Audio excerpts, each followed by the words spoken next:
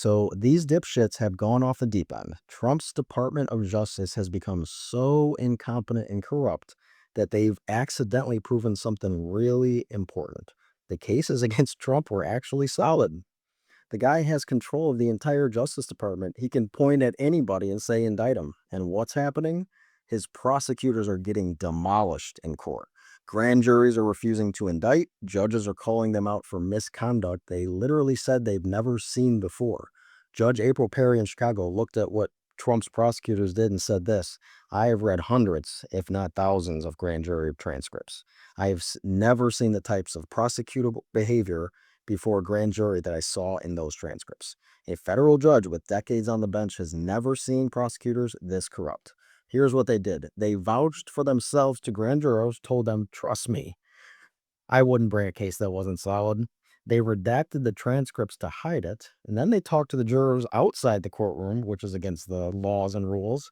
And then they found out a juror who wouldn't vote their way, they got rid of them. That's how you rig a grand jury. And then this still didn't work. When the judge figured it out, the prosecutors dropped all the charges with prejudice, gone forever.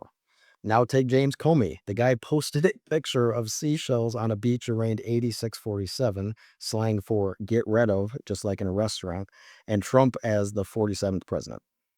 And Trump's DOJ indicted him for threatening to murder the president with a picture of seashells.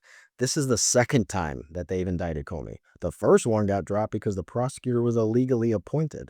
Then you've got Sean Dunn, former DOJ employee. He threw a sandwich at a federal agent during a protest. The agent claimed it exploded. It exploded all over my chest. The video shows the sandwich on the ground, still in the wrapper. Pussy. The grand jury refused to indict, so prosecutors brought misdemeanor charges and it went to trial. And then the jury acquitted him. A prosecutor can usually indict a ham sandwich, or so the saying goes. But these guys can't indict an actual sandwich.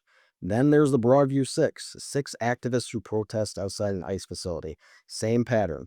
Prosecutors vouched the grand jury, redacted transcripts, got their indictment. The judge read the transcripts and dropped the whole thing. Meanwhile, Trump's saying, see, the Biden DOJ weaponized the Justice Department against me.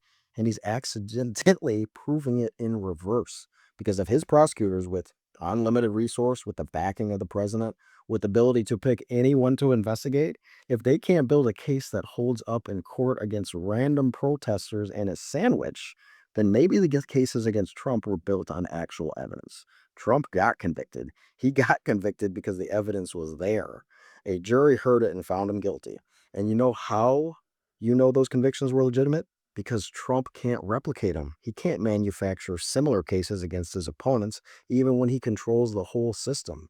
If there was real evidence, it would get through a grand jury. It would hold up in court, but it's not because there's nothing there. Just vindictive prosecution dressed up in paperwork. So what do? We pay attention, spread it. Your mag uncle on Facebook looking at memes, not reading about Judge Perry or Sean Dunn. Tell him the Justice Department can't even prosecute a sandwich. Show him that the only guy who won a case in court was Trump or against Trump. That's the ammunition. Use it because this corruption only stops when people decide it matters.